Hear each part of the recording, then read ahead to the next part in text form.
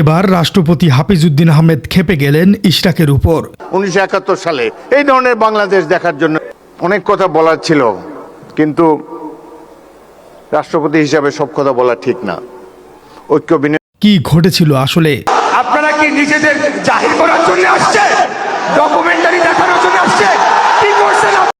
দর্শক, ইতিহাস নিয়ে রাজনীতির লড়াই বাংলাদেশে নতুন নয়, কিন্তু এবার সেই লড়াই এমন এক জায়গায় গিয়ে পৌঁছেছে যেখানে রাষ্ট্রপতির সামনে সরকারি অনুষ্ঠানে তীব্র আপত্তি, অনুষ্ঠান বর্জন আর মঞ্চ থেকেই সরকারের তৈরি ডকুমেন্টারি নিয়ে অসন্তোষ, সবকিছুই একসঙ্গে দেখা গেল।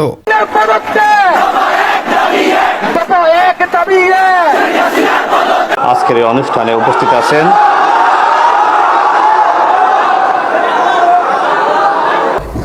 আমি আজকের এই অনুষ্ঠানের মাননীয় রাষ্ট্রপতি, তাকে আমি ধন্যবাদ জ্ঞাপন করি।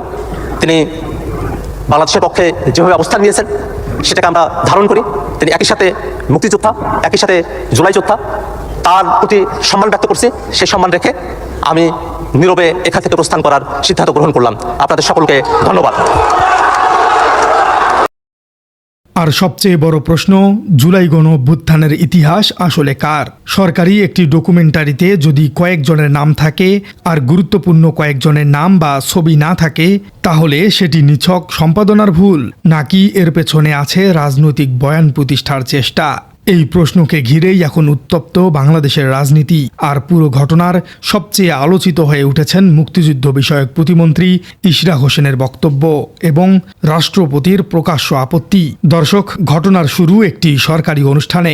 2026 সালের জুলাই গণঅভ্যুত্থান দিবস উপলক্ষে রাজধানীর বাংলাদেশ চীন মৈত্রী সম্মেলন কেন্দ্রে আয়োজন করা হয় শহীদ পরিবারের সদস্য এবং আহত জুলাই যোদ্ধাদের সংবর্ধনা অনুষ্ঠান।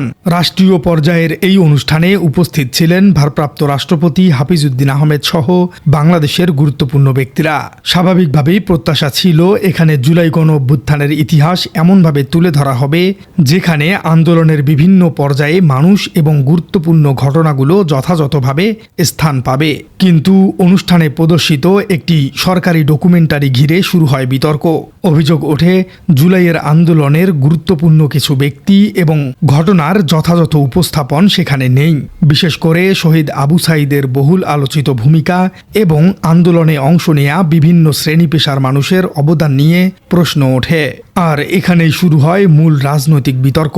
ডকুমেন্টারি প্রদর্শনের পর অনুষ্ঠানে উপস্থিত জাতীয় নাগরিক পার্টির নেতাকর্মী এবং জুলাই আন্দোলনের সঙ্গে যুক্ত কিছু মানুষ আপত্তি জানান। তাদের অভিযোগ ছিল জুলাইয়ের মতো একটি গণ অভ্যুত্থানকে কোনো একটি রাজনৈতিক দল কিংবা ব্যক্তির একক কৃতিত্ব হিসেবে তুলে ধরা যায় না, কারণ আন্দোলনের মাঠে শিক্ষার্থী যেমন ছিল তেমনি শ্রমজীবী মানুষ, রিকশা চালক, শিক্ষক, বিভিন্ন রাজনৈতিক সংগঠনের কর্মী এবং সাধারণ নাগরিকও ছিলেন। এখানেই একটি গুরুত্বপূর্ণ রাজনৈতিক প্রশ্ন চলে আসে। একটি গণ অভ্যুত্থানের ইতিহাস কি কোনো একক রাজনৈতিক দলের সম্পত্তি হতে পারে? গণতান্ত্রিক রাষ্ট্রে ইতিহাস কেবল ক্ষমতাসীনদের বয়ান দিয়ে তৈরি হবার কথা নয়। ইতিহাসের মূল্যায়নে দরকার বহুমাত্রিকতা, দলিল, প্রত্যক্ষদর্শীর তথ্য এবং অংশগ্রহণকারীদের ভূমিকা। কিন্তু পরিস্থিতি আরও উত্তপ্ত হয়ে ওঠে যখন মঞ্চে থাকা মুক্তিযুদ্ধ বিষয়ক প্রতিমন্ত্রী ইশরাক হোসেন ক্ষোভের মধ্যে এমন মন্তব্য করেন। তার সার কথা ছিল, আপনারা নিজেদেরকে জাহির করতে আসছেন, আপনারা কি করেছেন? এই বক্তব্যকে ঘিরেই এনসিপির মধ্যে ক্ষোভ আরও বেড়ে যায়। ঘটনার সবচেয়ে গুরুত্বপূর্ণ অংশ সম্ভবত এখানেই। অনুষ্ঠানের প্রধান অতিথি ভারপ্রাপ্ত রাষ্ট্রপতি হাফিজউদ্দিন আহমেদ নিজের বক্তব্যে সরকারি ডকুমেন্টারির সমালোচনা করেছেন। তিনি প্রশ্ন তোলেন যে ডকুমেন্টারিতে শহীদ আবু সাঈদের ছবি নেই, যেখানে জুলাইয়ের গুরুত্বপূর্ণ মানুষের ভূমিকা যথাযথভাবে নেই, যেখানে সাধারণ শ্রমজীবী মানুষের অবদান স্পষ্টভাবে ফুটে ওঠে না, সেটিকে কিভাবে পূর্ণাঙ্গ জুলাইয়ের ইতিহাস বলা যায়? রাষ্ট্রপতির এই বক্তব্য রাজনৈতিকভাবে অত্যন্ত গুরুত্বপূর্ণ, কারণ তিনি শুধু কোনো রাজনৈতিক দলের অভিযোগের পুনরাবৃত্তি করেননি, বরং সরকারি একটি অনুষ্ঠানে প্রদর্শিত সরকারি ডকুমেন্টারির মান এবং বিষয়বস্তু নিয়ে প্রকাশ্যে প্রশ্ন তুলেছেন। অর্থাৎ বিষয়টি আর শুধু এনসিপি বনাম সরকারের মধ্যেই নেই, এটি এখন রাষ্ট্রীয়ভাবে ইতিহাস উপস্থাপনের পদ্ধতি বনাম ঐতিহাসিক বাস্তবতার প্রশ্ন। তাহলে ইশরাক হোসেনের বক্তব্য কেন এত গুরুত্বপূর্ণ? দর্শক, এখানে একটা বিষয় পরিষ্কার করা দরকার। ইশরাক হোসেন যদি জুলাইয়ের আন্দোলনের ইতিহাস নিয়ে নিজের রাজনৈতিক অবস্থান নিয়ে কথা বলেন, সেটি রাজনৈতিক বিতর্কের অংশ হতে পারে, কিন্তু একজন দায়িত্বশীল সরকারি পদে থাকা ব্যক্তির বক্তব্য যখন রাষ্ট্রীয় অনুষ্ঠানে আসে তখন তার গুরুত্ব অনেকটা বেড়ে যায়। কারণ রাষ্ট্রের ভাষা আর দলের মঞ্চের ভাষা এক নয়। সংবিধান, গণতান্ত্রিক শাসন ব্যবস্থা এবং রাষ্ট্রীয় প্রতিষ্ঠানের নিরপেক্ষতার ধারণা অনুযায়ী সরকারি অনুষ্ঠান হওয়া উচিত সব নাগরিকদের প্রতি সমান সম্মান প্রদর্শনের জায়গা। জুলাই আন্দোলনে কে কোন রাজনৈতিক দলের ছিল এটি গুরুত্বপূর্ণ হতে পারে, কিন্তু তার চেয়েও গুরুত্বপূর্ণ হলো কারা কি ভূমিকা রেখেছিলেন, তার প্রমাণ কি এবং ইতিহাসে সেই অবদান কিভাবে সংরক্ষিত হবে। একটি প্রবাদ আছে, গাছ যত বড় হয় শিকড় তত গভীরে যায়। জুলাইয়ের ইতিহাসও তেমন। শুধু শেষ মুহূর্তের রাজনৈতিক নেতৃত্ব দেখালে পুরো আন্দোলনের শিকড় দেখা যাবে না। এখানে বাংলাদেশের রাজনীতির একটি পুরনো সমস্যাও সামনে আসে।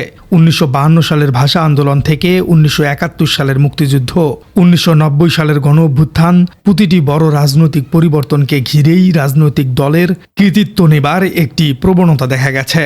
কখনো ক্ষমতাসীন দল নিজেদের ভূমিকা বড় করে দেখিয়েছে, আর কখনো বিরোধীরা নিজেদের অবদান সামনে এনেছে।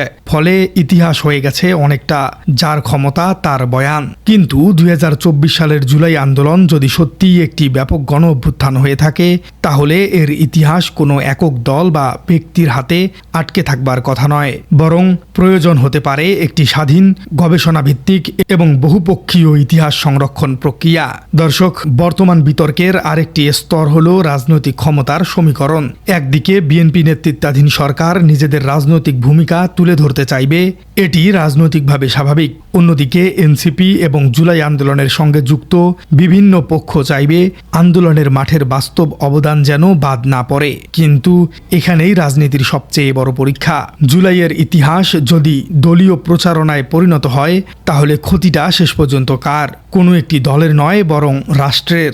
কারণ আগামী প্রজন্ম যদি প্রশ্ন করে জুলাইতে আসলে কারা ছিল, তখন তাদের হাতে থাকতে হবে নির্ভরযোগ্য দলিল, ছবি, ভিডিও, প্রত্যক্ষদর্শীর বক্তব্য এবং গবেষণা ভিত্তিক ইতিহাস।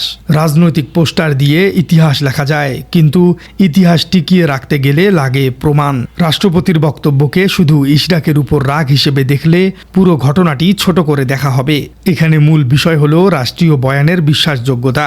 সরকার নিজেই যদি একটি ডকুমেন্টারি তৈরি করে সেটি যদি রাষ্ট্রীয় অনুষ্ঠানে দেখানো হয় আর রাষ্ট্রপতি নিজেই বলেন সেখানে গুরুত্বপূর্ণ ভুল রয়েছে, তাহলে প্রশ্ন উঠবেই, ডকুমেন্টারিটি তৈরির আগে তথ্য যাচাই হলো কিভাবে? কারা গবেষণা করলেন, কারা স্ক্রিপ্ট অনুমোদন করলেন, কোন ঐতিহাসিক উৎস ব্যবহার করা হলো? আর সবচেয়ে গুরুত্বপূর্ণ প্রশ্ন, কেন গুরুত্বপূর্ণ ছবি বা ঘটনাগুলো বাদ পড়ল? প্রিয় দর্শক, বর্তমান সবচেয়ে বড় প্রশ্ন হলো জুলাই ইতিহাস কে লিখবে? সরকার, বিএনপি, এনসিপি, নাকি মাঠে থাকা লাখো মানুষের অভিজ্ঞতা? কোন দলিল আর গবেষণাই শেষ পর্যন্ত সেই ইতিহাস নির্ধারণ করবে? প্রিয় দর্শক, আপনার কি মনে হয় 5 আগস্টেই জুলাই গণ অভ্যুত্থানের ইতিহাস বিকৃত করার পেছনের আসল কারিগর আসলে কে? কমেন্টে জানিয়ে দিন আপনার মূল্যবান মতামত। আর আমাদের চ্যানেলে নতুন হয়ে থাকলে চ্যানেলটি সাবস্ক্রাইব করে বেল আইকনটি বাজিয়ে দিন। দেখা হচ্ছে পরবর্তী ভিডিওতে।